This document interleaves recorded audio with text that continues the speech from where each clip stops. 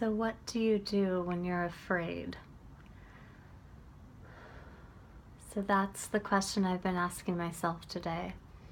I've been working with a couple patients who think they want to make a big change in their life, and what they're doing to determine if they should make that change or not is checking in with themselves and saying, should I do this? Yes or no, yes or no. And they find that they keep flipping, like sometimes they get a yes, then they get a no, then they get a yes, and they get a no. And this back and forth is really exhausting and overwhelming for them, and they just have no idea which answer is right. So what I have advised these two people to do is to bring forth a certain situation and then bring that in front of your heart and see how it feels. So an example would be, should I move to France? Which is an example of a situation one person I work with is struggling with right now. So instead of saying, should I move to France? Yes or no?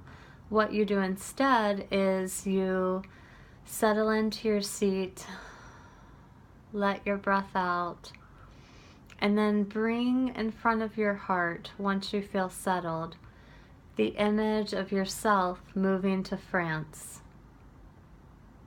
And you just sit with that and see how that feels. You take another deep breath in and out, and then you bring the image of yourself not moving to France in front of your heart. So what you might notice is that you might feel scared when you think about moving to France, but you might feel excited as well. It might feel expansive in your chest. You might notice your ribs separating. You might notice a warmth or a tingling. And then when you sit with not moving to France, you might feel a little contraction or some sadness or some sense of sighing out, some sense of regret.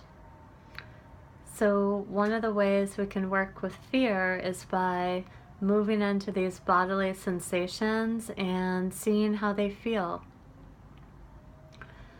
Seeing how our decisions feel literally in our bodies. So we're at the end of 2016, and this tiny video is one of my final gifts to you in this year. And as we're in winter, it's the season of the dark and the cold, and it can be a really lonely time, but it's also a beautiful opportunity to learn how to work in the dark, learn how to work with the unknown. So as we move into a new calendar year, we can start to feel into the life that we want to create in 2017.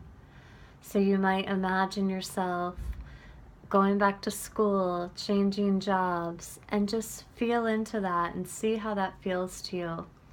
It might feel scary. Winter is the season of fear. It might feel daunting, but there may also be some real power or force or a sense of rightness or completion behind that. So as you learn to listen to your body in the dark, as you learn to make yourself a container for the fear, I invite you to envision what seeds you want to sow in the spring. What do you want to plant? What do you want to take a stand for? And how can you work with the dark as we head into the depths of winter to imagine what you really want your life to stand for in the coming year? Wishing you love and ease on your journey, and hoping that you can find some comfort in working with the dark in this winter. Peace.